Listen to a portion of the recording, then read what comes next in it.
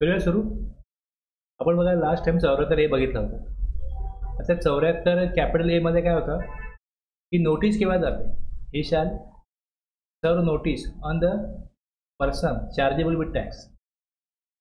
PO notice कधी पाठवतो, ज्यावेळेस आउटपुट टॅक्स आहे which has not been so paid, एक. दुसरं which has been so short paid, का टॅक्स भरणा आहे तो भरलाच नाही किंवा जेवढं भरणं त्याच्या कमी भरला. तसंच रिफंडचा विषय आहे. रिफंड आहे, रिफंड हा घेण्याची अशी तरतूद आहे, अधिकार आहे त्याला. तर त्यांनी रिफंड हा इरिलियसली रिफंड घेतला, म्हणजे चुकीच्या प्रकारे रिफंड घेतला, तरतुदीनुसार रिफंड घेतलेला नाही. त्याला रिफंड बनत नसताना त्याने रिफंड घेतलेला आहे. बंद झालं.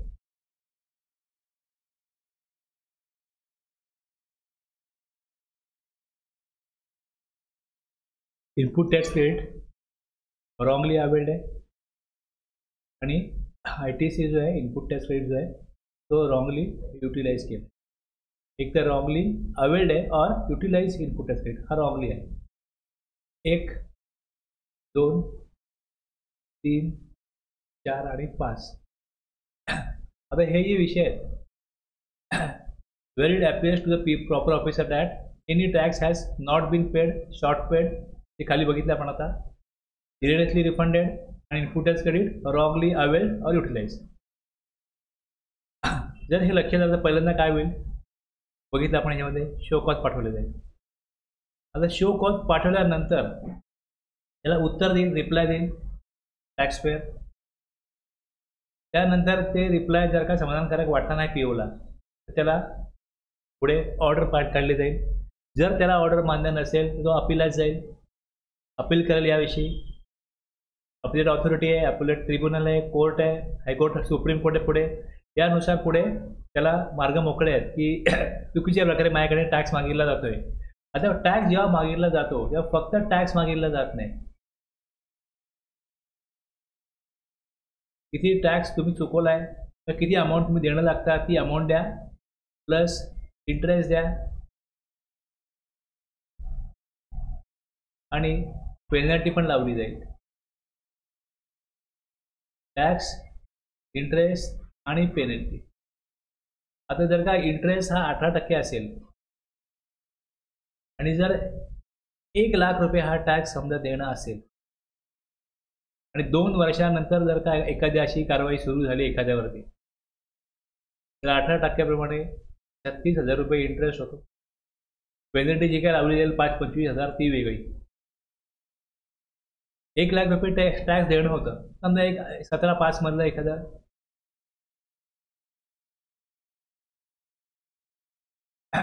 असं एखाद्या ट्रान्झॅक्शन आहे ज्यामध्ये 17-5 प्रमाणे ITC ब्लॉक होता, पण तो ITC अवेल केला गेला, युटिलाइज केला गेला आणि नंतर डिपार्टमेंटने नोटीस पाठवली 2 वर्षानंतर आणि त्या व्यक्तीला टॅक्स भरायचा आहे.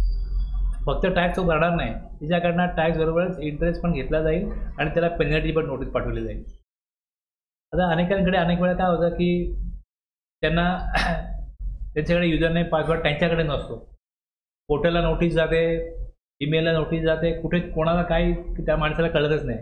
मग त्याला ज्यावेळेस त्याचा अकाउंट वगैरे अटॅच केला जातो बँक अकाउंट तेव्हा त्याला कळतं अरे आपल्याला काहीतरी टॅक्स इंटरेस्ट भरायचं आहे आणि मग पुढची जी काही प्रोसेस माणूस करतो.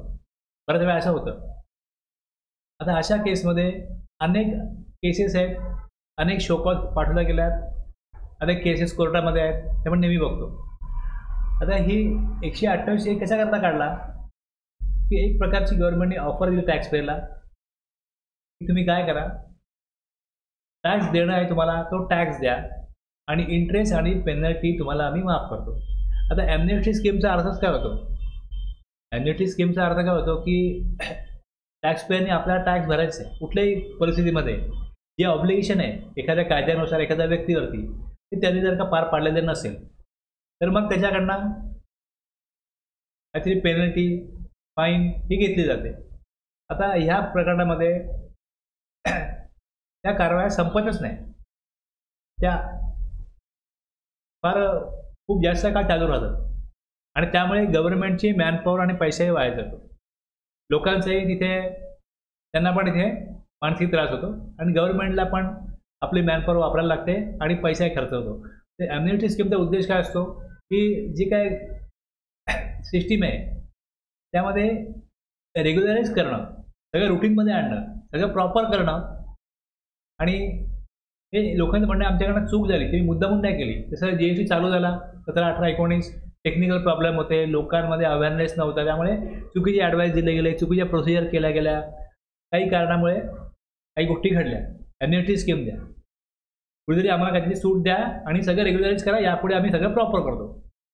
अशा ॲम्युनिटी स्कीम नेहमी येत राहतात. आता बऱ्याच केसमध्ये तिकडे नोटीस गेले 73(1) आहे, स्टेटमेंट गेले 73(3) आहे, आपण बघितलं, पण ऑर्डर काढली गेलेली नाही आहे, फक्त शो कॉज दिले गेले, ऑर्डर इश्यू केली गेली नाही. दुसरी केस काय, ऑर्डर पास झाली आहे 73(9) मध्ये आणि नो ऑर्डर. आता अपील, रिव्हिजन ऑर्डर, एकदा का ऑर्डर पास झाली त्यानंतर पुढे अपील करू शकतो. हे दुसरा ऑप्शन काय, रिव्हिजन ऑथॉरिटी पण चेक करू शकते की प्रॉपर टॅक्स असेस केला होता की नाही प्रॉपर ऑफिसरने. म्हणजे एखाद्याला 5 करोड त्याकडनं निगेड घेणं आणि यांनी 1 करोडमध्ये ती केस मिटवली, 2 करोडपर्यंत मिटवली केस, आणि अपील काय फक्त टॅक्सपेअर करत नाही, अपील हे डिपार्टमेंटही करतं. ऑर्डर पास, आता त्याच्यामध्ये एक अपिलेट ऑथॉरिटी आहे, अपिलेट ट्रिब्युनल आहे, त्यानंतर कोर्ट आहे, अपिलेट ट्रिब्युनल आहे.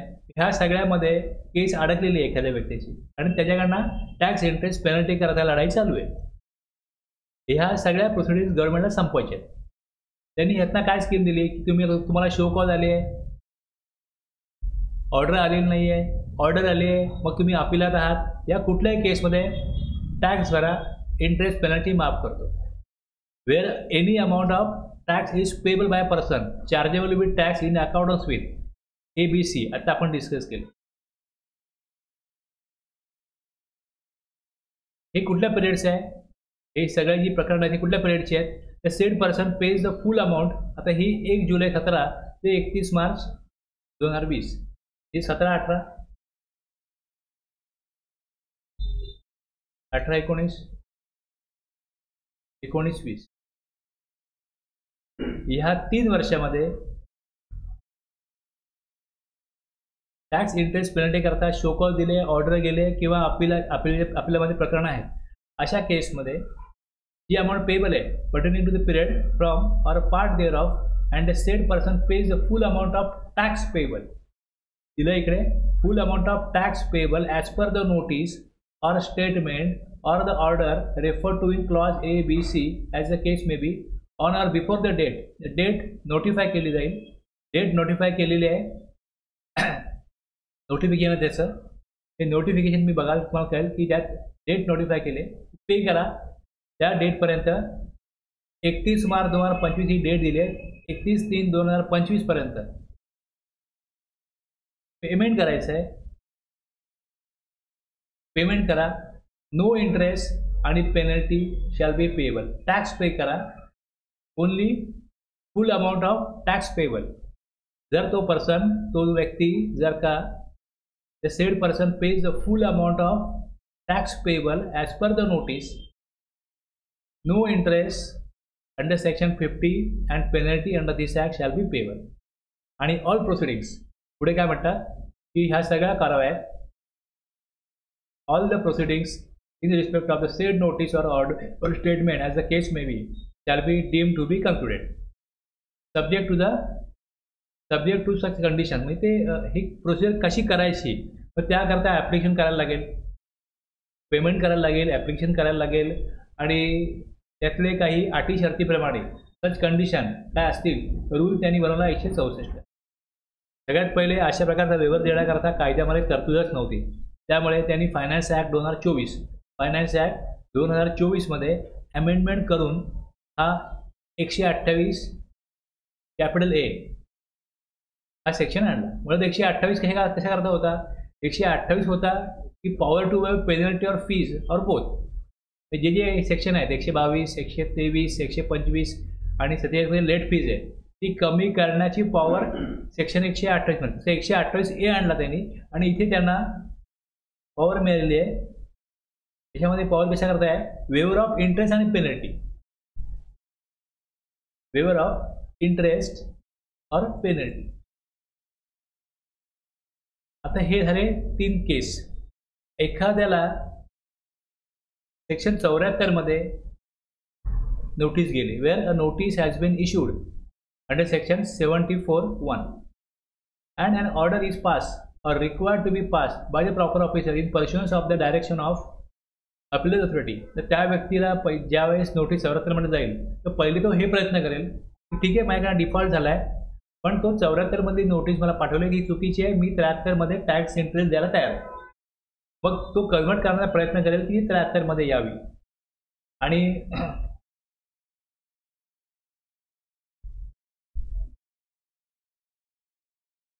सेक्शन 75 पुढे बघाल तुम्ही. 75(2) की fraud under section 74(1) not sustainable. 74 मध्ये जी परिस्थिती, ज्या प्रकारचे काय पुरावे आहेत त्यानुसार 74 त्यांनी फ्रॉड केलाय हे सिद्ध होत नाही. डिफॉल्ट केलाय, टॅक्स देणं आहे ते त्याने दिलेलं नाही की चुकीचा ITC घेतल्या वेळेवर सिद्ध होईल. The notice initially issued shall be deemed to be a notice issued 73. म्हणजे जर बोनाफाईड केस आहे, सर्क्युलरपणे असं त्यामध्ये त्यात दिलेलं आहे असं की बोनाफाईड केस आहे, तर त्याला असा आदेश मिळू शकतो, तो प्रयत्न करणार. पण ज्यावेळेस 74ची जी काही नोटीस दिलेली आहे ती 74चा जो दावा आहे डिपार्टमेंटचा किंवा POचा, तो जर का फोल ठरतो तर तीच नोटीस 73ची मानली जाते, तर वेगळी नोटीस देण्याची गरज नाही. जो कालावधी आहे त्या कालावधीमध्ये नोटीस दिलेली आहे त्यांनी, आणि जेव्हा तो कालावधी होता त्यावेळेस 73ची ती जी काही पिरियड होता त्या पिरियडप्रमाणे नोटीस देऊ शकत असतील तर तीच नोटीस 74ची 73 मध्ये कन्वर्ट होते. आलं लक्षात. हे समजा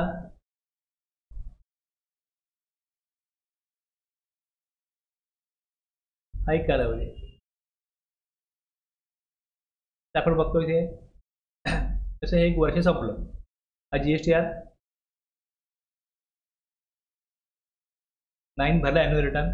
इथपासनं हे 12 महिने आहेत, हे 12 महिने आहेत, हे 12 महिने आहेत, आणि इकडे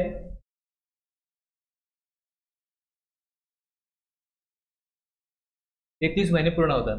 आता जर काय तुम्ही 74ची नोटीस इकडे दिली, 74(1)ची इकडे दिली, तुम्ही नंतर इकडे द्याल, पुढे इकडे द्याल, इथे संपलं 3 वर्ष, इकडे 4 वर्ष संपतात, आणि तुम्ही इकडे नोटीस काढाल 74ची, मग ती कन्वर्ट झाली 73 मध्ये, तर इकडे 33 महिने, हे 36 महिने होऊन गेलेले.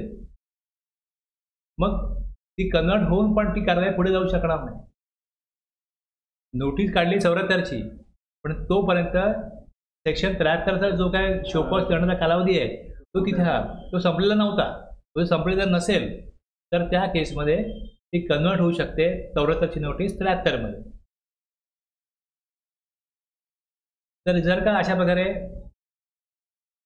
केस चालू आहे, तिकडे त्यांचं कारवाई चालू आहे, आणि जर ती कन्वर्ट झाली तर मग 6 महिन्यामध्ये 6 month from the date of issuance of the order by the PO redetermine करा टॅक्स अंडर सेक्शन 73 ची ऑर्डर जर आली तर त्यांना पण रिलीज दिलाय.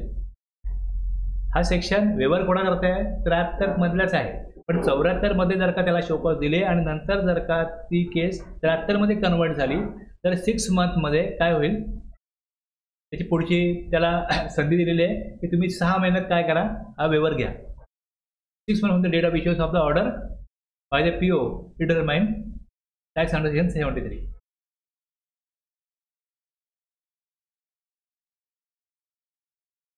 आता नाही कसली order,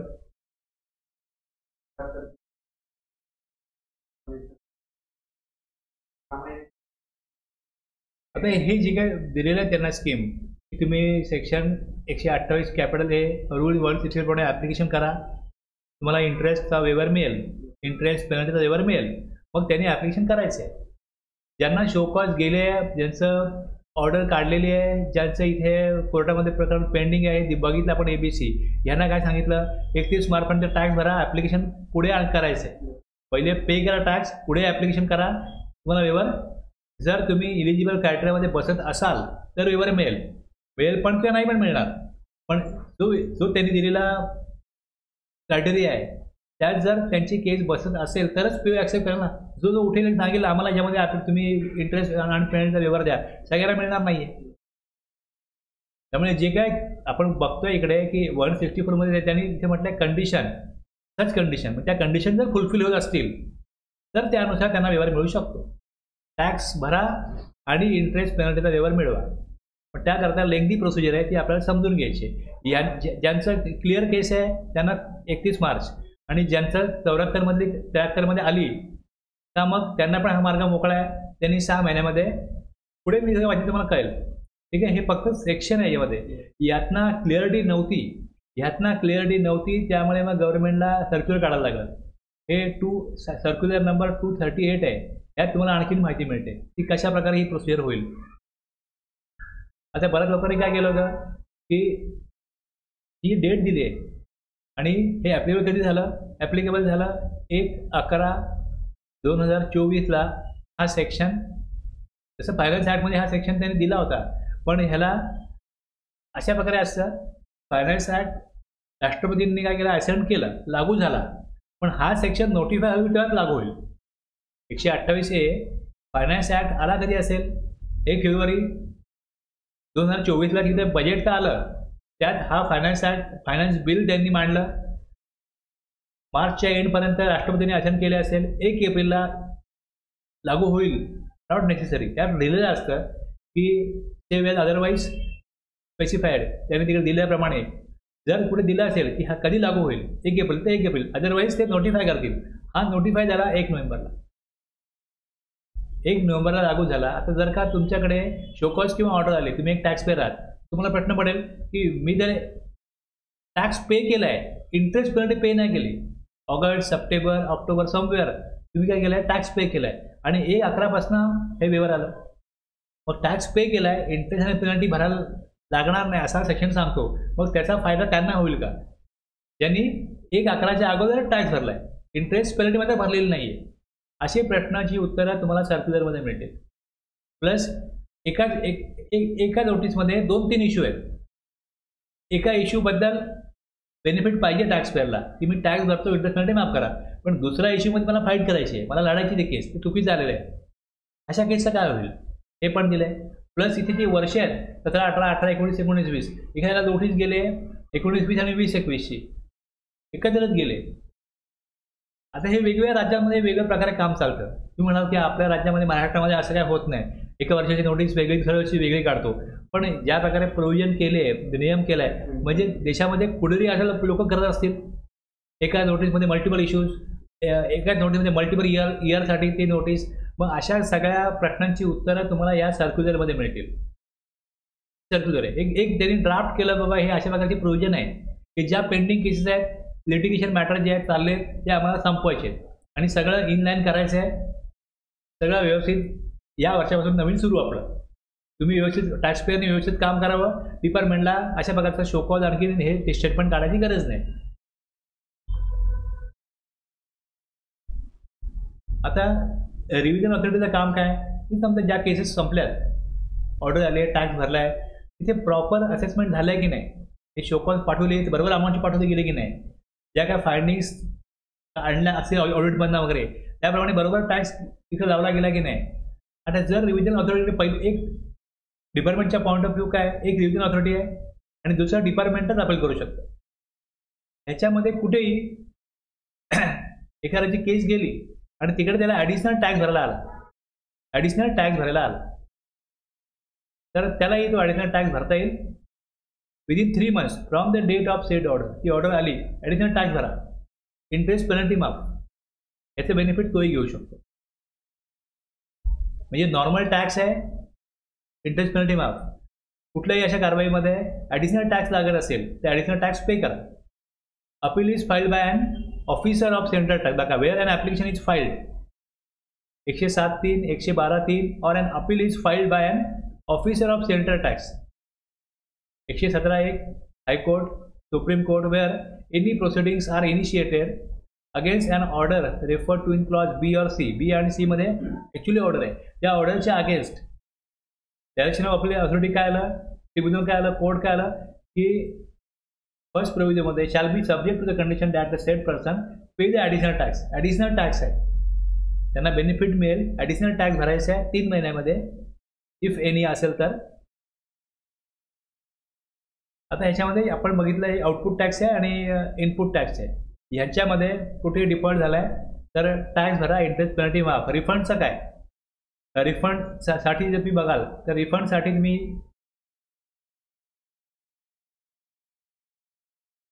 nothing contain in subsection 1 shall be applicable in respect of any amount payable by the person or account of erroneous refund. Refund जर चुकीचा घेतला आहे तर तुम्ही रिफंड अमाऊंट परत करा आणि इंटरेस्ट पेनल्टी माफ, हे नाही होऊ शकत. हा रिफंडचा जो विषय आहे हा यामध्ये कव्हर केलेला नाही. रिफंड हा इंटरेस्ट पेनल्टी सगळं द्यावं लागेल. इरेनियस रिफंड जर घेतला असेल तर त्याला कुठली माफी नाही, त्याला कुठलाही वेवर नाही. आता आणखीन एक प्रॉब्लेम काय असतो गव्हर्नमेंटचा की जे लोक इमानदार असतात, ते भित्रे असतात, जे टॅक्स इंटरेस्ट पेनल्टी भरून मोकळे होतात. आता ज्यांनी कोणी where such interest and penalty has already been paid no refund of same shall be available. म्हणजे जे बेईमान आहेत त्यांनी टॅक्स नाही भरला, इंटरेस्ट नाही भरला, पेनल्टी नाही भरली, त्यांना तुम्ही इंटरेस्ट पेनल्टी माफ करणार आणि ज्यांनी भरला आहे अशाच केसमध्ये त्यांना तुम्ही इंटरेस्ट पेनल्टी परत देणार नाही. ते नेहमीच होत आलं आहे जेन्युन टॅक्सपेअरला ज्या बाबतीमध्ये ते असंच होत आलं आहे. आणि ज्यांना माहिती आहे, आता बरेच लोक असं करतात त्याने मोठी अमाऊंट आली काय करायचं. जो आत्तापर्यंतचा अनुभव आहे, गव्हर्नमेंट बऱ्याच वेळा इंटरेस्ट पेनल्टी माफ करतात. टॅक्स भरा, टॅक्स भरा, कारण की टॅक्स जेवढा उशीर कराल इंटरेस्ट पेनल्टी वाढेल. त्यामुळे टॅक्स भरा, इंटरेस्ट पेनल्टीबद्दल आपण फाईट देऊ. भरतात लोक टॅक्स आणि इंटरेस्ट पेनल्टी जी आहे ती माफ होते बऱ्याच वेळा. अनेकांनी टॅक्स भरलेला आहे, इंटरेस्ट पेनल्टी भरलेली नाही. पण ज्यांनी इंटरेस्ट पेनल्टी भरली असेल, आता ज्यावेळेस रिकव्हरी वगैरे होते, रिकव्हरी प्रोसिडिंग केली जाते आणि समजा एखाद्यावरती 50 लाखाचा टॅक्स भरायचा आहे, टॅक्स इंटरेस्ट पेनल्टी, आणि जर रिकव्हरी झाली तर तुम्ही पहिले समजा 10 लाख रुपये रिकव्हरी करून मिळाले, तुम्ही इंटरेस्टमध्ये जमा कराल, पेनल्टीमध्ये जमा कराल का टॅक्समध्ये जमा कराल.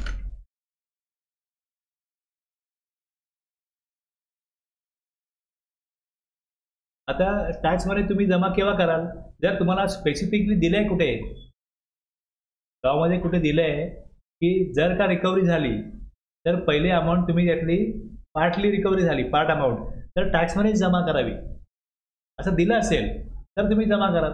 जर दिलं नसेल तर टॅक्समुळे इंटरेस्ट आला आहे, इंटरेस्टमुळे पेनल्टी आली आहे, पहिले पेनल्टी जमा करू किंवा पहिले इंटरेस्ट जमा करू. आता जे काय आलं आहे, चोर नाही भेटला, चोराची लंगोटी ते भेटली तर पहिले इंटरेस्ट आपला मिटून टाकू, मग टॅक्स नंतर बघू, असा जर विचार केला एखाद्याने लॉजिकली, त्याचा लॉजिक असं आहे ते चुकीचं. काय जर का कुठे लॉ तुम्हाला गाईड करत नाही किंवा अशा प्रकारे सांगत नाही की स्पेसिफिकली तुम्ही या प्रकारे करा, जेव्हा रिकव्हरी होईल ती जर पार्टली झाली, संपूर्ण अमाऊंट नाही मिळाली, तर ती अमाऊंट पहिल्यांदा तुम्ही जमा करायची इंटरेस्टमध्ये, मग पेनल्टीमध्ये, किंवा पहिले पेनल्टी मग इंटरेस्ट मग टॅक्स. जर दिलं जातं असं तर मग कुठे जमा करता येते. इन्कम टॅक्सच्या लॉमध्ये असं आहे की रिकव्हरी झाली तर मग तिकडे टॅक्स पहिले जमा होत नाही. त्यात स्पेसिफिकली दिलं आहे की पहिले कुठल्या प्रकारचा इंटरेस्ट जमा करायचा. इंटरेस्टचे पण प्रकार आहेत. लेट फाईल केला तर आपण लेट फीज आहे त्यात तिथे इंटरेस्टच आहे. तर या प्रकारे तिकडे दिलेलं आहे गाईडलाईन. आता अशा प्रकारे जर कोणाचा इंटरेस्ट आणि पेनल्टी पे झाली असेल रिकव्हरीतनं, त्याचा टॅक्स बाकी आहे, त्याला टॅक्स भरावाच लागेल. तो पण विषय सर्क्युलरमध्ये आहे थोडासा. जे मग ज्यावेळेस आपल्याला वाटतं टॅक्समुळे इंटरेस्ट आला ना, तर पहिले टॅक्स भरू, हे आपलं लॉजिक असू शकतं. पण जर का लॉ कुठे सांगत नसेल तर मग कुठेही भरला जाऊ शकतो आणि भरला चुकीचं होत नाही. काय टॅक्सपेअर येऊन बोलू शकत नाही की तुम्ही माझा टॅक्स का नाही भरला, माझा इंटरेस्ट मध्ये माफ झाली असती ना, झाली असती, शक्य आहे. पण तसं जर का फोर्स नाही आहे ऑफिसरला की कुठे अमाऊंट जमा करायची, लॉमध्ये तुम्ही कुठे लिहिलंय का, वाचा, बघा, मला सांगा सापडलं तुम्हाला. आता आपण जे बघितलं ते हे होतं की 128 कॅपिटल ए सबसेक्शन 1 मध्ये clause A, notice statement issued under section 73 but no adjudication order pass, हा पहिला केस आहे. त्यांनी फुल टॅक्स पे करा 31/3/25 पर्यंत, DRC 03 ते पे करतील. Adjudication order pass under section 73, order pass झाले, first appeal filed but no, आता पुढे काही ऑर्डर आलेली नाही त्याची, अपीलमध्ये हे सगळं कारवाई चालू आहे.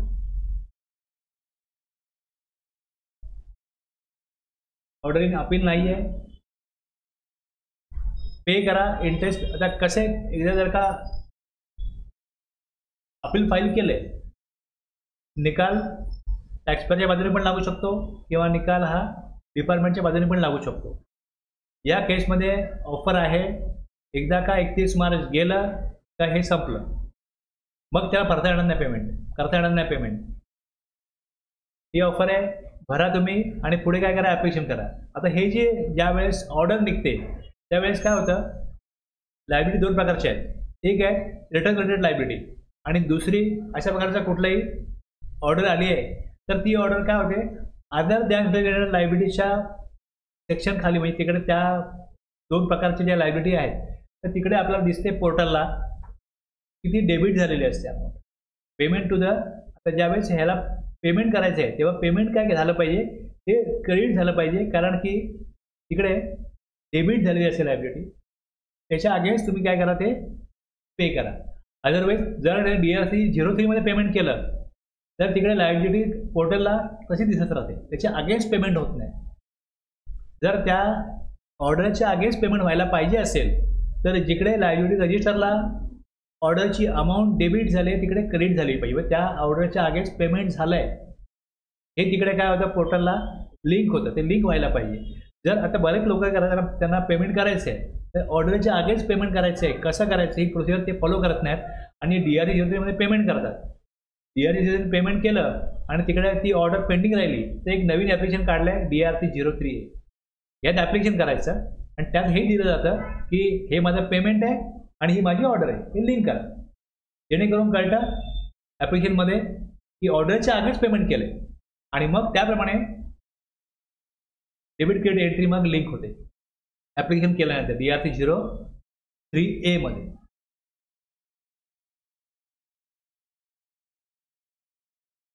अपील ऑर्डर पास झाली and appeal filed before GST 80 but no tribunal order pass. आता ट्रिब्युनल नाहीच आहे, त्याला पुढच्या केसमध्ये जायचं आहे, नका जाऊ, पेमेंट करा, टॅक्स इंटरेस्ट काय करा, माफ करून. पहिल्या प्रोविजन काय सांगतो की ॲडिशनल ऑर्डर कुठल्याही याच्यामध्ये 74 ते 73 मध्ये आलं, हे पहिल्या प्रोविजनमध्ये. आणि दुसऱ्या प्रोविजनमध्ये काय, ॲडिशनल अमाऊंट काय त्या डिटरमाइन झाला आहे, तो पे करा 3 महिन्यात आणि हे 6 महिने. या 5 केस आहेत ज्यामध्ये हा वेवर ऑफ इंटरेस्ट आणि पेनल्टी किंवा दोन्ही आहेत. आत्तापर्यंत जेवढं वाचलं मी त्यातनं एवढे विषय मी क्लिअर केले. तर याच्यामध्ये रिफंडच्या केसमध्ये ही ऑफर नाही आहे, हा वेवर नाही आहे. तसंच ज्यांनी आता where appeal or writ petition file, writ petition file केलं हायकोर्टामध्ये before appellate authority, appellate tribunal किंवा कोर्ट, तर पहिले ते विड्रॉ करायला लागतात. जोपर्यंत ते फाईल आहेत म्हणजे तुम्हाला तिथे पुढे तुमचा न्याय मागायचा आहे, मला ऑफर पाहिजे तर तिकडून पहिले विड्रॉ करा. इथे काय दिलं आहे, नथिंग कंटेनिंग सबसेक्शन 1, ही जी इंटरेस्ट पेनल्टीचा व्यवहार पाहिजे असेल तर हे बिफोर अपिलेट ऑथॉरिटी हे ॲप्लिकेबल नाही आहे in respect of cases where appeal or writ petition filed by the said person is pending आहे, पेंडिंग आहे, निकाल त्याचा लागलेला नाही आहे. Before appellate authority, appellate tribunal or court as the case may be and has not been withdrawn, withdraw केलेली नाही आहे बिफोर द डेट नोटिफाईड, म्हणजे त्यांना विड्रॉ केलं तर ही ऑफर मिळेल. पण जर का तिकडे पेंडिंग आहे,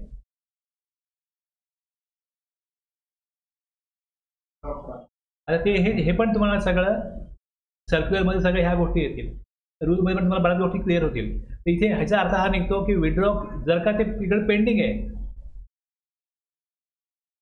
पेंडिंग आहे जर का, तर ही ऑफर मिळणार नाही. मग पेंडिंग आहे तर मग विड्रॉ केलं तर मिळेल का, and has not been withdraw, म्हणजे विड्रॉ जर केलं आहे, पेंडिंग म्हणजे पेंडिंग नाही आहे आणि विड्रॉ केलं आहे म्हणजे मग हा सफिशियंट लागूच होणार नाही. मग ते त्यांना पण मग काय होईल, ते इलिजिबल होतील. इलिजिबल होण्याकरता जर का पेंडिंग आहे कुठे रिट पिटिशन किंवा काही, तर ते विड्रॉ करा. तसंच पुढे anything contain in this act, कुठे काही म्हणू, where any amount specified under subsection 1 has been paid and the proceedings are deemed to be concluded under the said subsection. आता आपण जे बघेल तिकडे 3 क्लॉज आहेत, ABC प्लस 2 प्रोव्हिजन. या केसमध्ये एकदा का ही टॅक्स पे केला का नंतर मग परत जाऊन तुम्ही अपिलात जाल, no appeal shall be against an order refer to 128. आता ह्याप्रमाणे ऑर्डर येईल, नंतर तुम्ही परत त्या मॅटरमध्ये लिटिगेशनमध्ये जायचं नाही, कारण तो मॅटर संपवायचा आहे. उद्देश हा आहे, आता आम्ही टॅक्स भरतो आणि परत जाऊन त्याच्याबद्दल विरुद्ध अपील करतो आणि मग आम्ही टॅक्स आपण भरले ते आम्हाला परत द्या. म्हणजे इतकं ते स्ट्रेच होऊच नाही म्हणून दिलं आहे की कुठे काही म्हटलं असेल, जर तिकडे त्या प्रोसिडिंग्स कंप्लीट झाल्याचा मानण्यात येईल ना, आता त्यांनी एकदा का टॅक्स भरला ॲप्लिकेशन केलं तर त्या प्रोसिडिंग संपल्याचा मानण्यात येईल. Under the said section no appeal shall lie against an order refer to in. जे ऑर्डर काढले 1B मध्ये 1C मध्ये जे काय चालू आहे त्याच्या पुढे जायचे नाही. मग आता याच्यामध्ये जे ही एक एमनेस्टी आहे आणि दुसरी कुठली आहे की ज्यांनी इनपुट टॅक्स क्रेडिट 17, 18,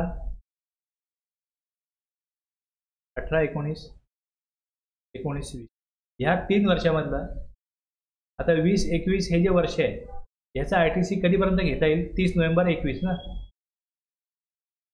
30 नोव्हेंबर 21 पर्यंत या 4 वर्षामधलं कुठल्याही वर्ष असो, जर 30 नोव्हेंबरपर्यंत जर का इनपुट टॅक्स क्रेडिट त्यांनी घेतलं असेल तर त्यांना पण वेवर दिला आहे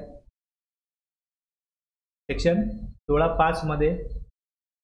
आणि ज्यांचा नंबर कॅन्सल झाला होता आणि त्यांची काय प्रोसिडिंग चालू होती आणि त्यांचा पण ITC जर का अशा प्रकारे राहिला असेल त्यांना 16(6) मध्ये या प्रकारे वेवर दिला आहे. 16(5) आणि 16(6) अप टू 30 नोव्हेंबरपर्यंत जर ITC घेतला असेल तर त्यांच्याकरता रेक्टिफिकेशन ऑर्डर रिक्वायर्ड, त्यांना रेक्टिफिकेशन करायला लागणार आहे. त्यांना कोणाला ऑर्डर गेले की तुम्ही हा ITC टाईम लिमिटच्या पुढे घेतला आहे म्हणून ज्यांना ऑर्डर गेले त्यांना रेक्टिफिकेशन करायचं आहे सेक्शन 16(5) प्रमाणे. ओके. आता ज्यांना 16(5) पण नोटीस गेली आहे, एकच नोटीस आहे ज्यात 16(5) पण प्रकरण आहे आणि आणखीन अशा प्रकारे ITC किंवा आउटपुट टॅक्स पण प्रकरण आहे. Adjust tax determined with any relief of ITC, तर तिथे टॅक्स होईल आणि नो रेक्टिफिकेशन ऑर्डर रिक्वायर्ड जे दिलेलं आहे ती गरज नाही, रेक्टिफिकेशन ऑर्डर काढायची गरज नाही. म्हणजे जो फॉर्म आहे त्या फॉर्ममध्येच दिलं आहे की तुमचं 16(5) ची अमाऊंट किती आहे आणि तुम्हाला इकडे जो वेवर घ्यायचा आहे 128 कॅपिटल ए प्रमाणे त्याची अमाऊंट किती आहे हे जेव्हा सगळं दिलं जाईल त्यावेळेस ते सगळं एक्झामिन केलं जाईल. और ॲप्लिकेशन केल्यानंतर PO काढणार, तर त्यावेळेस त्यांना 16(5)चं वेगळं रेक्टिफिकेशन ऑर्डर ही गरज नाही देण्याची. हे पण तुम्हाला सर्क्युलर वाचाल, रूल वाचाल, त्यात येईल. मुख्य पॉईंट फक्त यात दिलेत. मी हे नोट दिले का त्याकर दिले. त्यानंतर हे ई कॅश लेजर किंवा ई क्रेडिट लेजरमधनं कुठलाही पेमेंट करता येईल. जे पेमेंट करायचं आहे ते पेमेंट कॅशनीच केलं पाहिजे, not necessary. Payment of taxes हे ई कॅश लेजर किंवा ई क्रेडिट लेजर पण करता येईल. फक्त जी RCMची लायबिलिटी असते, RCMची जी लायबिलिटी असते ती कॅशनीच पे करायला लागते. तर एखाद्याने GTA कडनं सर्व्हिस घेतलेली आहे आणि त्यांनी त्याचे GTAचा टॅक्स नाही भरलेला रिव्हर्स चार्जमध्ये, तर मग त्याला तो ITCमधनं भरता येणार नाही. त्याला तो ई कॅशनीच भरायला लागेल, कॅशनीच भरायला लागेल त्याला. No refund of interest or penalty if paid, आपण बघितलं आता. हे मुख्य मुद्दे आहेत. तर ॲक्च्युअलमध्ये कळले तुम्हाला की कशा करता 128 कॅपिटल ए आणला. आता प्रोसिजर कशी करायची हे रूलमध्ये. ॲप्लिकेशन फॉर एनी पर्सन, पहिले काय करणार तो ॲप्लिकेशन, त्याला नोटीस गेले, स्टेटमेंट गेले,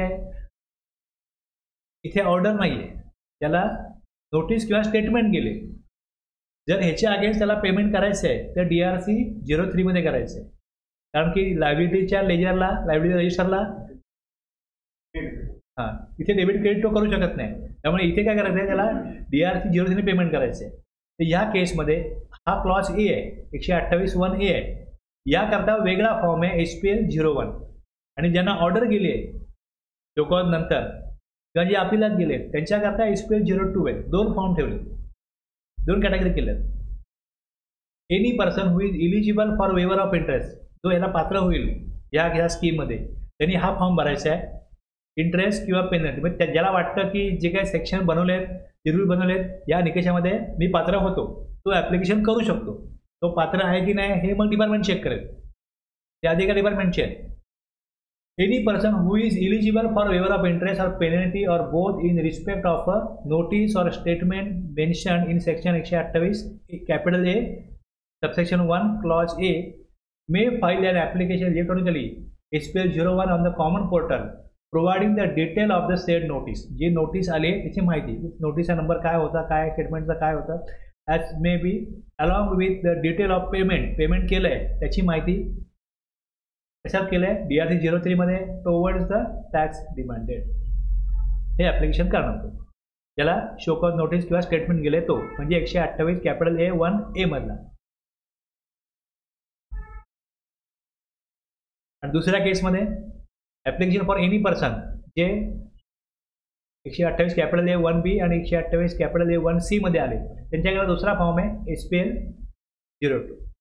any person who is eligible for waiver of interest or penalty or both in respect of orders mention in section 128 capital A(1)(b) and section 128 capital A(1)(c) may file an application electronically from GST SPL 2 on the common portal providing the details of the said order along with the details of the payment made toward the tax demanded. He information त्या SPL 02 मध्ये जाईल.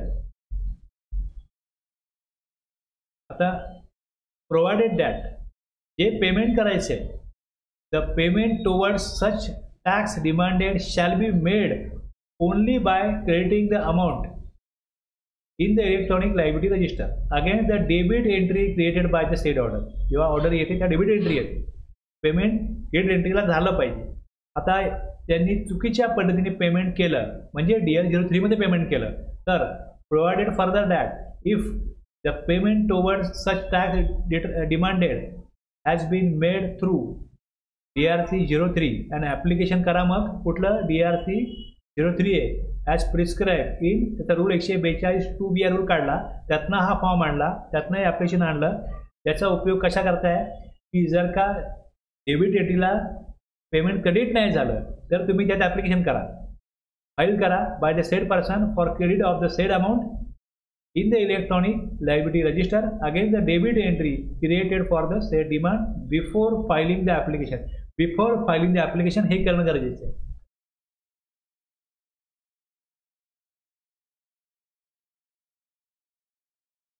आता notice statement order partially account of erroneous refund आहे आणि partially for other reason.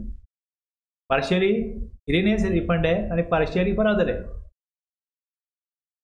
Wear the notice statement order mentioned in section 120 capital A(1) includes demand of tax partially on account of erroneous refund and partially for other reason. असं आहे तर वेवर erroneous refund करता नाहीये. The application under subrule 1 subrule 2 may file only after payment of the full amount of tax demanded in the said notice statement order on or before the date notified under the said subsection. इथे काय दिलंय, फुल amount भरायची. आता partially इरेन्स refund आहे आणि partially पण other region आहे. आता वेवर कसला आहे, रिफंडचा वेवर मिळणारच नाही. म्हणजे इथे आपल्याला असं दिसतं की इरेन्स रिफंडचं टॅक्स इंटरेस्ट पेनल्टी हे जे माफ होत नाही ते तिला भरावंच लागेल. हे मी तिसरा सबरूल वाचला, हा तिसरा वाचला.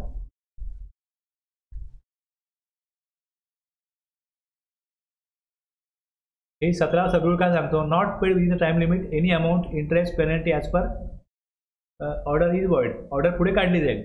In case where the taxpayer is required to pay any tax of interest or penalty or both in respect of any demand pertaining to erroneous refund or an account of demand pertaining to the period other than the period mentioned in 128 म्हणजे 17, 18, 18, 19, 19, 20 याच्या व्यतिरिक्त वेगळा period जर असेल, multiple इयर्सच्या notice काढलेली असेल तर, and म्हणजे हे जर केलं आहे, the details of such amount have been mention SPL 05 हे ॲप्लिकेशन जे केलं आहे ते सँक्शन करतात, मान्य अप्रूव्ह करतात.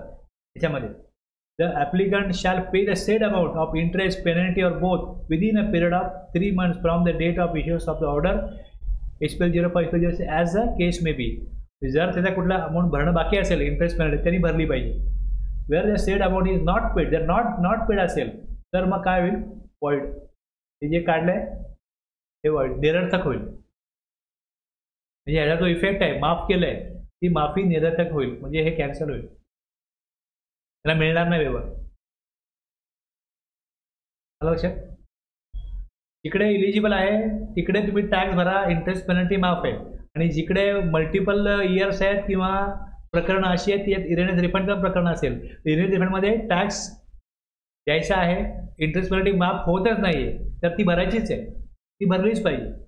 फक्त इकडे काय दिलं आहे की जर का ऑर्डर काढली SPL 05 आणि SPL 06 तर बाकीची अमाऊंट जी आहे ती भरायची असेल त्यांना ती आधीच भरली पाहिजे असं वरती म्हटलं नाही आहे. वरती फक्त टॅक्स भरायला सांगितलं आहे. आणि इथे काय म्हणतात ते की इंटरेस्ट आणि penalty both within a period of 3 months from the date of issuance of order. म्हणजे ऑर्डर काढली जाईल त्यानंतर तुम्ही 3 महिन्यात, इकडे एलिजिबल नाही आहे इंटरेस्ट पेनल्टी, ती भरायची, ती भरायला लागेल. ह्या सगळ्या गोष्टींवरती लक्ष ठेवण्याचं काम कोणाचं आहे, याच्यामध्ये जे ह्या कारवाईमध्ये जे लोक इन्व्हॉल्व्ह होतील त्यांना बघायचं आहे की नियम काय सांगतो आपल्याला, कुठली अमाऊंट कशी माफ होईल, आणि बाकीची अमाऊंट माफ होत नाही तर मग ही ऑर्डर काढू शकतो का. मग हे 3 महिन्यात त्यांनी भरलं नाही तर मग परत मग वॉइड होईल. मग काय करायचं पुढे, त्याला समजा ऑर्डर तुम्ही काढून द्याल आणि त्याने भरला नाही इंटरेस्ट, मग पुढे काय कारवाई करायची, कारण तिकडे प्रकरण संपत नाही ना. मग परत लक्ष ठेवा की दुसरा इरेनियस रिफंडमध्ये त्याचा इंटरेस्ट पेनल्टी बाकी आहे.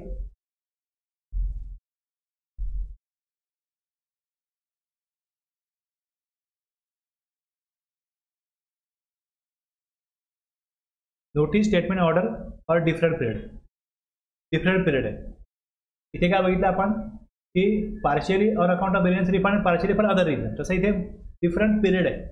Where the notice statement order mention in section 128 capital A1 includes demand of tax partially for the period mentioned in said subsection and partially for the period other than that mentioned in the said section. An application 164(1), 164(2) may be filed only after payment of full amount of tax demanded in the said notice. आता इथे taxes सांगितलं आहे, interest penalty सांगितलं नाही. आता 17, 18, 19, 20, 21 मध्ये तर Covid होता, पण आता इकडे तुम्हाला फक्त 17, 18, 19, 20च कव्हर केले. आता ज्यावेळेस हे चालू केलं तिथपर्यंत 20-21च्या केसेस चालू होत्या, त्याचा जो टाईम लिमिट आहे ते संपलेलं नव्हतं. त्यामुळे त्या केसमध्ये म्हणजे ज्या मीटिंगमध्ये हा 128A सेक्शन टाकायचा रूल बनवायचा सगळं ठरलं युटी काउन्सिल मीटिंगमध्ये, तिकडे त्यांचं हेही बोलणं झालं होतं की 20-21 मध्ये पण व्यवहार द्यायचा आहे, तिला जाऊ शकतो 20-21ला पण व्यवहार. पण आत्ता फक्त 17, 18, 19, 20 झालेलं आहे. 20-21चं काय करणार, कसं करणार. आता तरी काय होईल, फक्त इकडे टॅक्स भरून घ्या. आणि खाली आपण 26-17 वाचलं की 3 महिन्यात बाकीचे त्यांना इंटरेस्ट पेनल्टी भरायची. पण आता तरी समजा ज्यांच्याकडे 19, 20, 21 ज्या राज्यांमध्ये अशा प्रकारे नोटीस काढल्या असतील ते टॅक्स भरून घेतील आणि इंटरेस्ट पेनल्टी 3 महिन्यात भरायचे असं दिसतात. या वर्षाकरता हे ॲप्लिकेबल नाही आहे. ह्या स्कीममध्ये फक्त 3 वर्ष कव्हर केले, 4थं वर्ष 5वं वर्ष पुढचं कोणी नोटीस काढलेलं ते कव्हर नाही आहे, पण त्याचा इंटरेस्ट मात्र त्यांना भरायला लागेल, सॉरी टॅक्स भरायला लागेल. इंटरेस्ट पेनल्टी व्यवहार होऊ पण शकते, नाही व्यवहार झाली तर पुढे 3 महिन्यात भरायची, एवढं दिसते. आता अमाऊंट पेबल अंडर सबरूल 1 और सबरूल 2 payment has less benefit of till 30/11/21. The amount payable under subrule 1 or subrule 2 shall be the amount that remains payable after deducting amount not payable in accordance with 16/5/16/6. 16/5/16/6ची जी काही notice गेली ती amount deduct करून बाकीची amount पे करा. ती notice गेले 73ची त्यामध्ये 16/5/16/5 मध्ये जे काही प्रॉब्लेम आहे तो 16/6 मध्ये काय केलं त्यांनी ते वेवर दिलं त्याला पण त्याचं रेक्टिफिकेशन त्यांना फाईल वेगळं करायचं आहे त्याचं वेगळं आहे. पण इथे बघा इथे एवढं दिसतं आपल्याला की जी अमाऊंट पे करायची आहे ती वजा करून पे करा. ज्यांना फक्त 16/5 आहे त्यांना डिपेंड करायचं आहे. ज्यांना दोन्ही आहे त्यांना काय पहिले इथे दिसतं आपल्याला की तुम्ही ती अमाऊंट कमी करून बाकीची भरा. 16/5 मधले जी काही तुम्हाला नोटीस झाली तेवढी अमाऊंट वजा करून बाकीची भरा. आता तुम्ही ते फॉर्म काढून बघाल तर तुम्हाला दिसेल की त्यामध्ये दिलेलं आहे की 16/5 मधले किती अमाऊंट आहे आणि बाकी अदर केसमध्ये किती अमाऊंट आहे. And any person who wishes to file an application under rule 164(1) or 164(2) may do so within a period of 3 months from the date notified under section 128 capital A(1). आता याप्रमाणे काय येतं तिकडे की 31 मार्चपर्यंत पेमेंट करा ही नोटिफाईड डेट आहे आणि त्याच्यानंतर पुढे 3 महिन्यात तुम्ही ॲप्लिकेशन आणि provided that there an application HPL 02 is to be filed in cases referred to in the first proviso. First प्रोविजोमध्ये time limit for filing the said 74 मला 73 मधला आला त्यांना 6 महिने दिले. Communication of the order of proper officer determining tax 73 त्यांना 6 महिने हे ॲप्लिकेशन फाईल करायचं आहे. पेमेंट करायचं आहे 31 मार्च त्यानंतर 3 महिने ॲप्लिकेशन आणि ज्यांचं 74 मधून 73 मध्ये आलं त्यांना हे 6 मंथ फ्रॉम द डेट आहे communication of the order file करायचं आहे. Before file application withdrawal of appeal writ petition हे दिलं क्लिअरली. आता the application under rule 164(1) 164(2) shall be accompanied by document evidencing withdrawal of appeal or writ petition if any. आता ज्या वेळेस writ petition file केलं आहे ॲप्लिकेशन केलं की मला हे विड्रॉ करायचं आहे. आता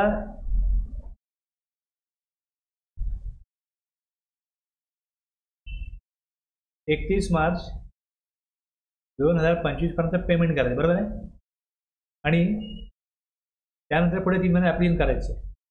आता जसं मी इकडे हे करायला जाईन withdrawal of appeal writ petition त्याचं ॲप्लिकेशन फाईल होईल त्याची काय ॲक्नॉलेजमेंट येईल म्हणजे एक पुरावा मिळेल की रिट पिटिशन विड्रॉ केलं आहे. पण विड्रॉल ऑर्डर लगेच मिळते का ती विड्रॉल ऑर्डर लगेच नाही मिळत. The application accompanied by document evidencing withdrawal of appeal. इथे काय म्हटलं फक्त तुम्ही विड्रॉ केलं याचा प्रूफ द्या. विड्रॉ झालं की नाही झालं ते ॲक्च्युअली ऑर्डर येईल तेव्हाच करणार आहे. पण विड्रॉ करण्याकरता ॲप्लिकेशन केलं आहे ह्याचा एव्हिडन्स असू शकतो.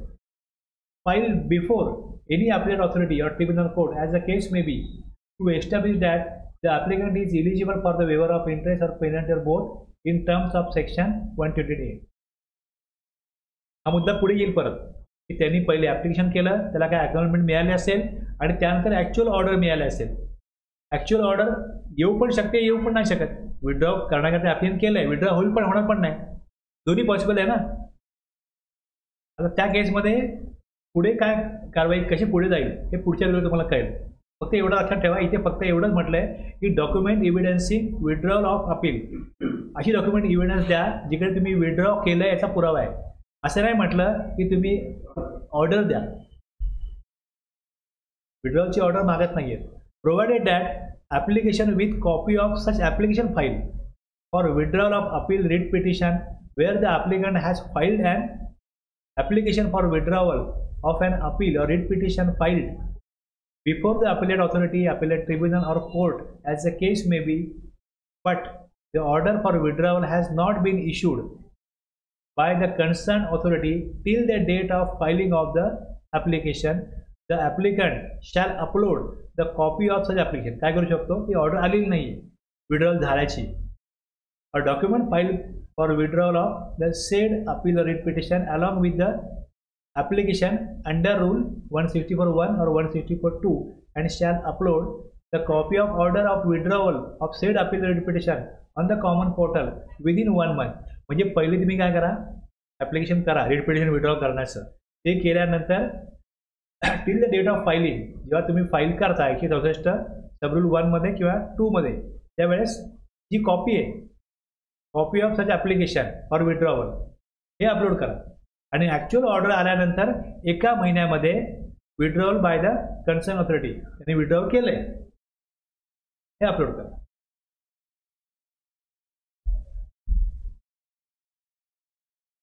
Notice shall be issued if applicant is not eligible. आता ॲप्लिकेशन इथपर्यंत काय होतं, ॲप्लिकेशन करण्याची प्रोसिजर होती.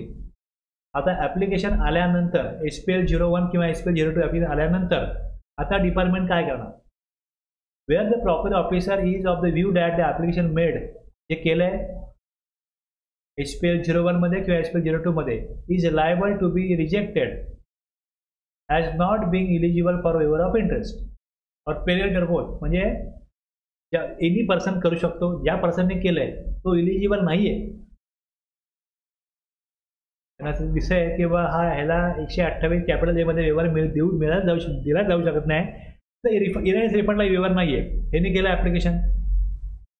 ही shall issue a notice on the common portal to the applicant within 3 months from the date of receipt of the said application and shall also give the application on opportunity being heard.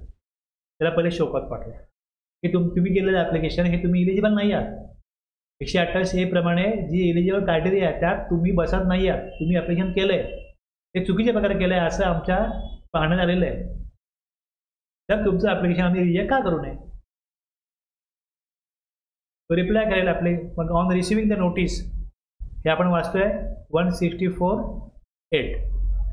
तो reply करेल on receiving the notice under rule 164(8).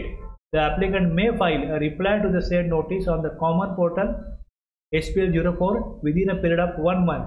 त्याला 1 महिन्याचा period दिला आहे, notice मिळायला पाहिजे. एका महिन्यात काय करा, रिप्लाय करा.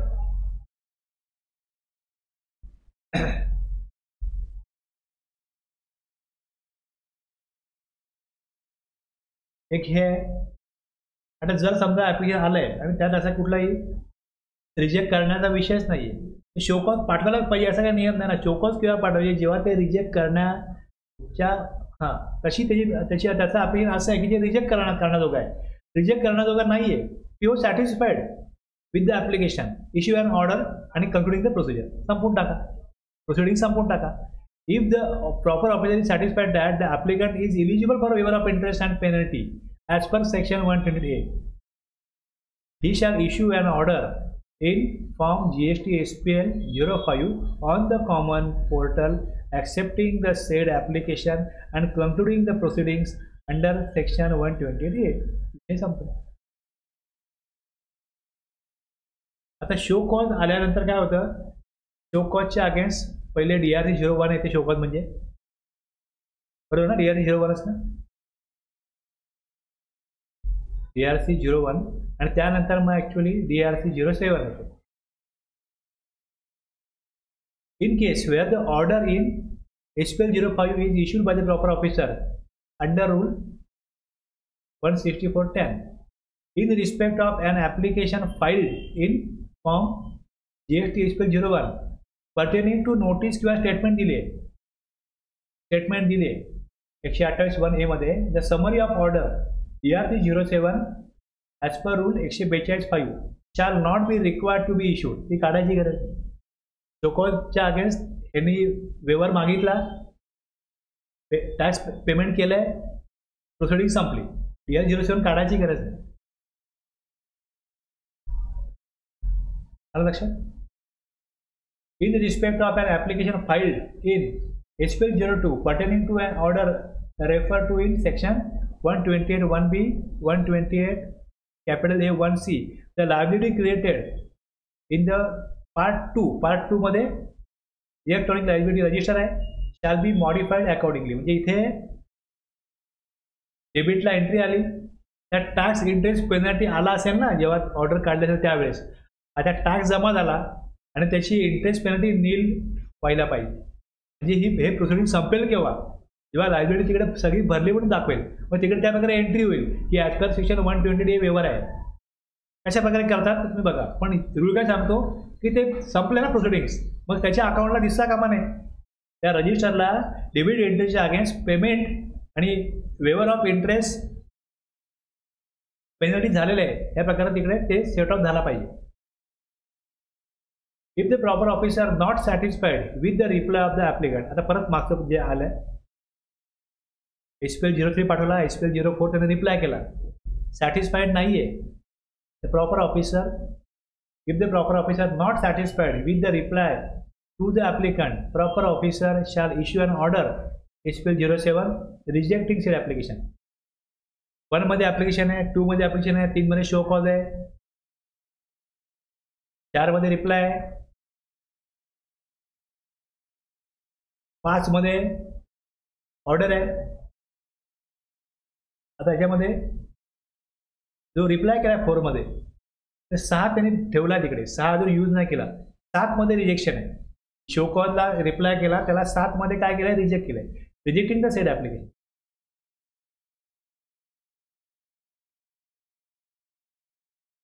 ओके. आता तसं शो कॉज पाठवली, order of acceptance if SPL 03 not issued, एकतर एक पाठवलीच नाही किंवा SPL 03 इश्यू केली पण त्याला रिप्लाय नाही दिला, ॲप्लिकंटने रिप्लाय नाही दिला.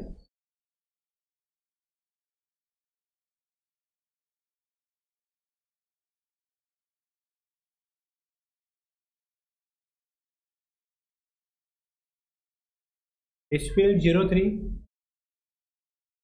एक महिना, दुसरा महिना, तिसरा महिना, चौथा महिना, बरोबर आहे. हा पहिला महिना आहे, हा दुसरा महिना आहे, हा तिसरा महिना आहे, हा चौथा महिना.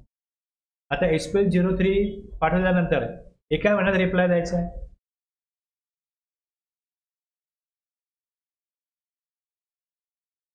In case where notice in Form GST SPL 03 has not been issued, the PO shall issue the order under Rule 164(10).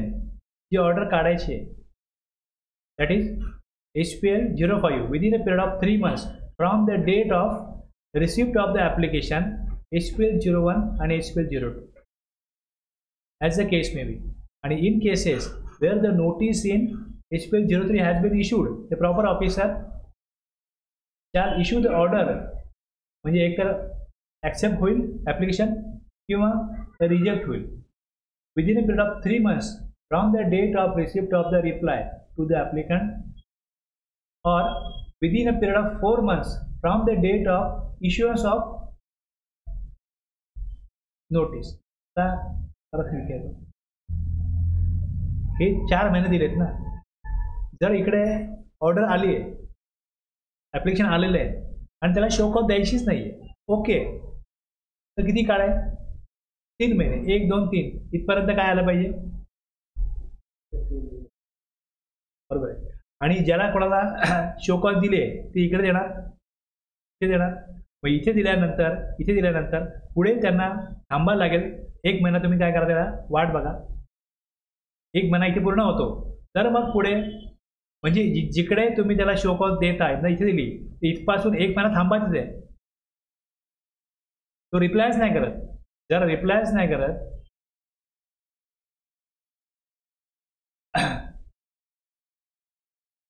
within a period of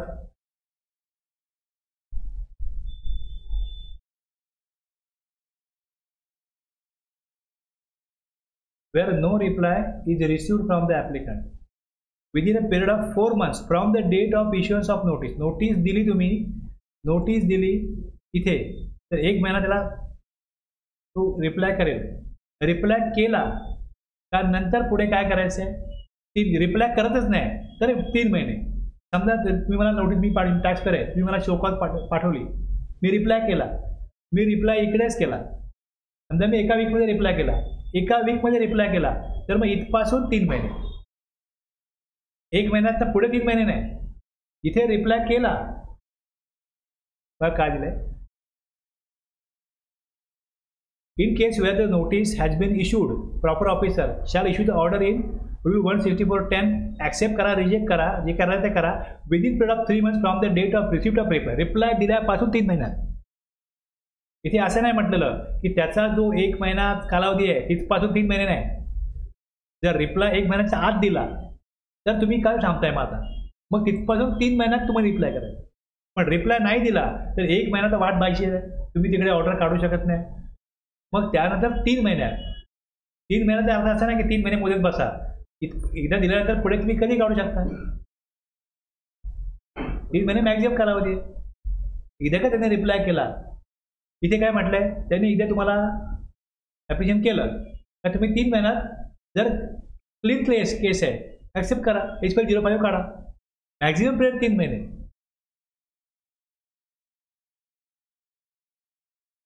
कळलं. आता खाली बघा, हे जे एक्सप्लेनेशन आहे, एक्सप्लेनेशन बघा. For the purpose of this sub rule in cases refer to in the proviso to sub rule 7, the time period from the date of filing of the application under sub rule 1 or sub rule 2 till the date of submission of order of withdrawal of the appeal or the writ. आता इथे जसं application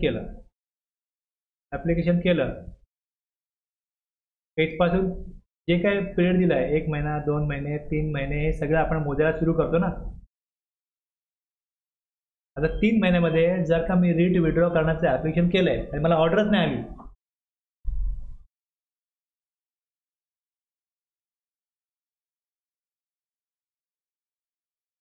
त्यावेळेस order येईल की writ petition withdrawal झालंय, 1 महिन्यात ते upload करायचं. आता इथपर्यंत 6 महिने लागतील, 8 महिने लागतील, वर्ष लागेल, कोणाला माहिती. तर हा जो पिरियड आहे SPL 01 आणि SPL 02 हे काय केलंय, ॲप्लिकेशन तर केलं आहे, टॅक्स भरला आणि ॲप्लिकेशन केलं आहे, रिट पिटिशनची तिथे कॉपी अपलोड केली आहे.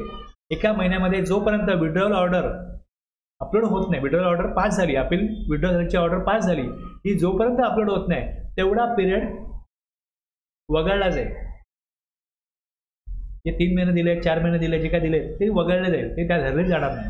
म्हणजे जोपर्यंत ज्यांनी रिट पिटिशन विड्रॉ केली तो जोपर्यंत त्याचा ऑर्डर जोपर्यंत अपलोड करत नाही तोपर्यंत त्याच्या कारवाईला PO हातच लावणार नाही. म्हणजे एक मी बघाल की ज्यांनी ॲप्लिकेशन, तुमच्याकडे खूप सारे येतील, ॲप्लिकेशन खूप सारे आले तर त्यात तुम्ही एक बघाल की ज्यांनी अपील विड्रॉ करण्याकरता ऑर्डर हे केलं, हे केलं ते वेगळं काढा. ज्यांना तुम्हाला SPL 03 पाठवण्याची गरज नाही आहे, क्लीन केस आहेत, हे वेगळे काढा. आणि ज्यांना SPL 03 पाठवाल ते वेगळे काढा. इथे जे क्लीन आहे तुम्हाला no need to issue SPL 03, म्हणजे याच्या कारवाई वेगळ्या प्रकारात जातील. ज्याला SPL 03 जाईल मग तो काय रिप्लाय करतो त्यामुळे त्याची कारवाई होईल. आणि ज्यांचं अपील रिट पिटिशन विड्रॉल झालं त्यांचं ज्यावेळेस ते अपलोड करतील तेव्हा ते बघता येईल.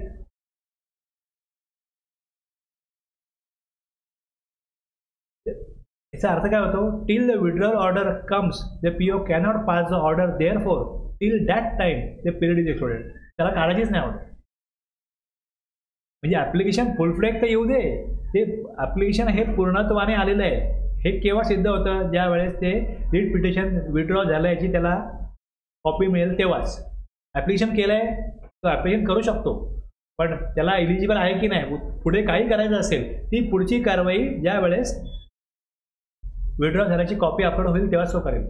ती अपलोड होईल त्यावेळेस परत हे चेक होईल की त्यांनी विदिन 1 मंथ अपलोड केले की नाही केले. त्याला 1 महिन्यात अपलोड करायला सांगितलं तिकडे. म्हणजे जर त्याने 1 महिन्यात अपलोड नाही केली, 2 महिने अपलोड केली, 3 महिने अपलोड केली, मग नियमानुसार तो परत एलिजिबल होत नाही. हेही परत पुढे बघायला लागेल. इफ नो ऑर्डर, प्रॉपर ऑफिसरने काय केलं, जे टाइम लिमिट दिलं आहे, आता हे टॅक्स पेअर करताय की टॅक्स पेअरला आम्ही टॅक्स भरला, इंटरेस्ट पेनल्टी माफ आहे, आम्हाला कुठलाही शो कॉज नाही, आम्हाला कुठलाही ॲक्सेप्टन्स नाही. तर इथे काय केलं आहे, सिक्युअर केलं या रूलनी. प्रॉपर ऑफिसरने जर आपलं काम वेळेत नाही केलं, प्रॉपर नाही केलं, with the time limit specified in rule 164(13), then the application SPL 01 किंवा SPL 02 as the case may be shall be deemed to be approved and the proceeding shall be deemed to be concluded. संपलं. जर तुम्हाला कुठलाही विचारणा केली जात नाही किंवा काही रिप्लाय येत नाही, तर मग काय समजा टॅक्सपेअरनं सांगितलंय की तुमचं अप्रूव्ह झालेलं आहे. If the application is rejected by proper officer, आपलं रिजेक्ट झालं प्रॉपर ऑफिसरकडनं, जर रिजेक्ट झालं, आता म्हणजे SPL 07 रिजेक्शन आहे ना, हे जर झालं, in case where no appeal is filed against the order SPL 07 within the time period 3 months, section 107(1), the original appeal, if any, filed by the applicant against the order mentioned in section 128 capital A 1B or section 128 capital A 1C and withdrawn for filing the application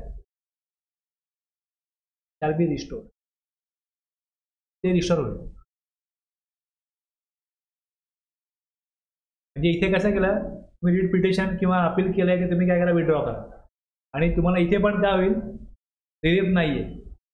मग तो इकडे appeal करत होता, इकडे तो आपली दाद मागत होता, आपल्या अन्यायाविरुद्ध तो पुढे विचार मांडत होता, तो विचार त्याला दाबला जाणार नाही.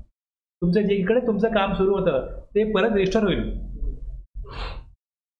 हां, म्हणजे त्याला जरी म्हणजे कायमस्वरूपी ते डेड होणार नाहीये, त्याला तुम्हाला परत जिवंत करून देऊ आम्ही, तुम्ही तुमची केस पुढे लढा.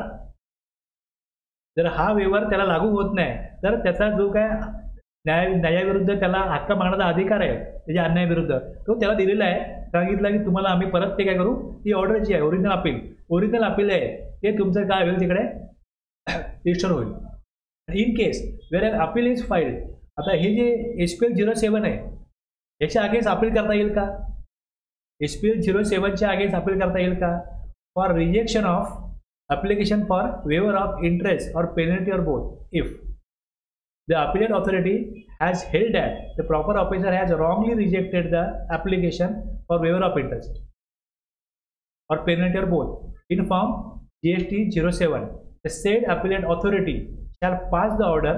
आता हे 06 बाकी ठेवला होता बघा मध्ये, तो त्या करता, म्हणजे POनी ऑर्डर पास केली की रिजेक्ट SPL 07, तर त्याला चुकीचं आहे असं ठरवून अपील तो करू शकतो. त्याच्या अगेन्स्ट पण अपील केलंय SPL 06 accepting the sed application and concluding the proceedings under section 128A. हा एक ऑप्शन आहे. दुसरा, the appeal authority has held that the proper officer has rightly rejected, बरोबर त्याने रिजेक्ट केलं the application, the waiver of interest or penalty or both, हे बरोबर आहे. The original appeal if any filed by the applicant against the order mention in 128 1B 1C and withdrawn for the application SPL 02. तर जर तुम्हाला SPL 02 तुम्हाला withdraw करायचं आहे, इथे काय केलं त्यांना सांगितलंय की तुम्हाला जर का जे ओरिजिनली जिथे त्यांची केस चालू होती ते विड्रॉ केले, ती जर का त्याला परत ॲक्टिव्ह करून पाहिजे असेल तर त्याला अंडरटेकिंग द्यायला लागेल SPL 08 मध्ये. अपील केलं तुम्ही आणि ते अपीलमध्ये SPL 07 बरोबर होता हे सापडलं तर SPL 08 भरायला लागेल. 3 months applicant file an undertaking electronically on the, आता हे रजिस्टर होईल, हे रजिस्टर केव्हा होईल, subject to the condition that SPL 08 भर. पहिल्या केसमध्ये काय होतं की अपील करायचंच नाही, SPL 07च्या पुढे अपील करायचंच नाही, इथे SPL 08 भरायला लागत नाही. जे अगोदर अपील विड्रॉ केलंय ते रजिस्टर होईल. ओके, पण इथे जर का अपील केलं तर मग त्याला अंडरटेकिंग द्यायला लागेल 08 मध्ये आणि मगच ते काय होईल, ते रजिस्टर होईल.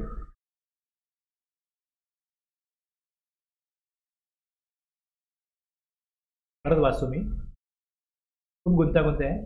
The original appeal if any filed by the applicant against the order mention in 128 1B or section 128 1C and withdrawn the filing of application in SPL 02 in accordance with 128 A3 shall be restored, subject to the condition that the applicant files an undertaking electronically in the portal.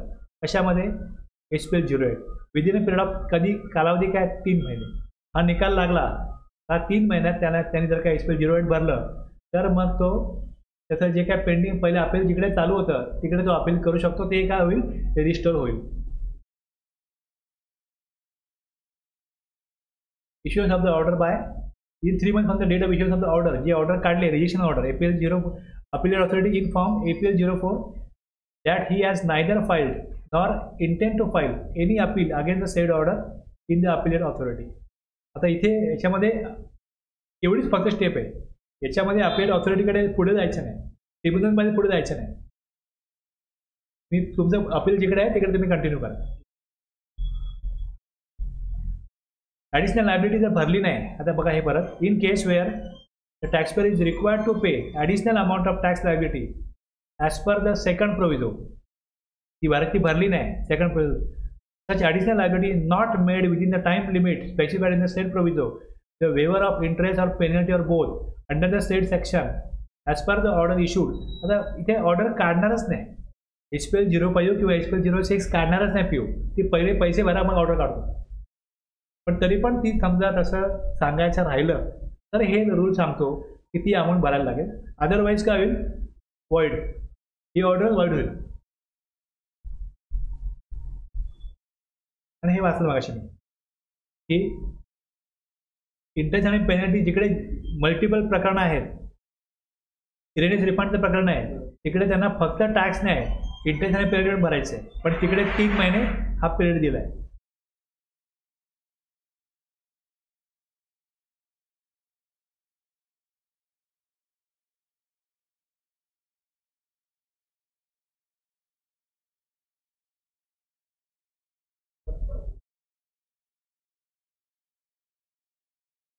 खाली explanation आहे.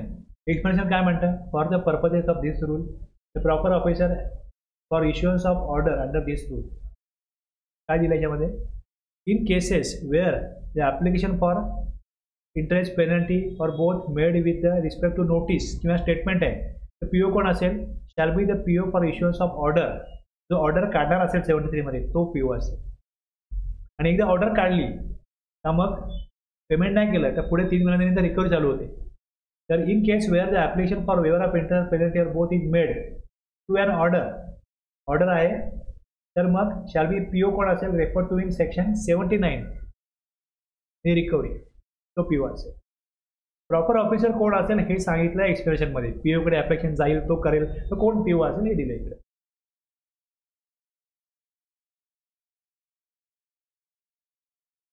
आता तुम्हाला करायला काय पाहिजे, तुम्हाला बघायला पाहिजे की हे थोडक्यात मी दिले परत एकदा की DRC 03 पेमेंट होईल किंवा 03A होईल.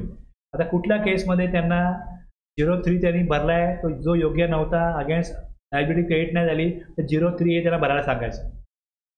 Complete the payment, tax payment हे गरजेचं आहे. 31 मार्च विदिन 6 मंथ कोणाला आहे, डिटर्मिनेशन ऑफ टॅक्स झालं, 73 मध्ये ऑर्डर आली त्यांना.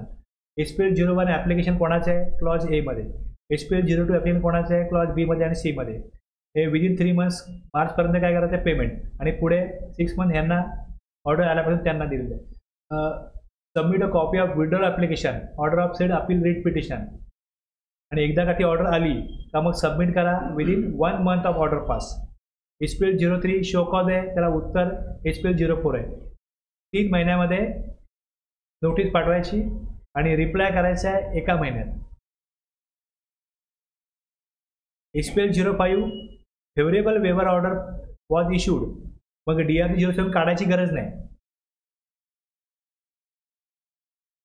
Within 3 months from the reply HPL 04 within 3 months आपण बघितलं 3 months केव्हा, 4 months केव्हा, ते तो एक पॉईंट आहे. ॲडव्हान्स HPL 07 रिजेक्ट केलं अपील. आणि अजून काय बघितलं, deem acceptance if no order pass नाही केली तर. आणि HPL 06 जेव्हा ॲम्नेस्टी अपीलमध्ये गेला तर HPL 06 येतं. आणि जर ते त्याच्या विरुद्ध निकाल लागला तर मग त्याला HPL 08 हे भरायला लागतं within 3 months from the amnesty appeal order. मग त्याचं ओरिजिनल अपील काय होईल, रिस्टोर होईल. Original appeal reinstated with the undertaking no further amnesty appeal will be filed. HPL 08. आता तुम्हाला एवढं सगळं कळलं आणि ॲक्च्युअल तुम्ही ज्यावेळेस या कारवाईत भाग घ्याल तुम्हाला हळूहळू सगळ्या गोष्टी क्लिअर होतील. आणि पुन्हा हे वाचाल तर तुम्हाला क्लिअर होईल. आता सर्क्युलरमध्ये तुम्ही परत बघाल तर सर्क्युलरमध्ये मुख्य पॉईंट इकडे दिलेले आहेत. 1 2 3 4 5 6 7 8 9 हे मुख्य पॉईंट दिलेत आणि तुम्हाला डिटेल सर्क्युलर पण एक खाली दिलेलं आहे. डिटेल सर्क्युलर खाली दिलेलं आहे, एवढं दिलेलं आहे. काय काय विषय याच्यामधले? Filing of application. पुढे जाऊन ॲप्लिकेशन हा विषय पहिला आहे. दुसरा विषय पेमेंटचा आहे 3.2.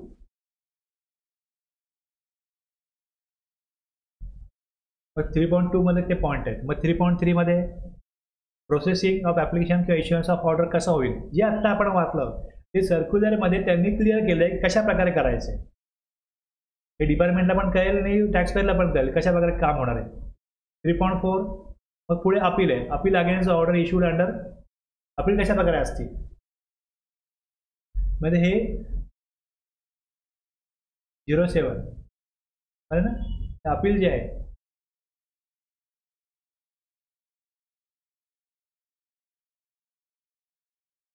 आणि आणखीन काही इश्यू आहेत ते इकडे क्लिअर केले.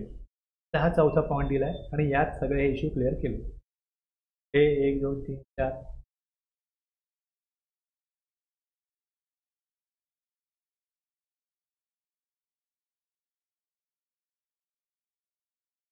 आत्तापर्यंत मी जेवढं सांगितलंय तेवढ्यात ना तुम्हाला हे सगळं वाचलं तर कळणार आहे.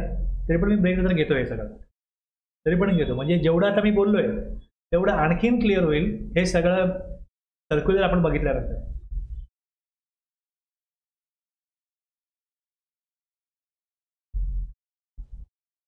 हे थांबू इथे.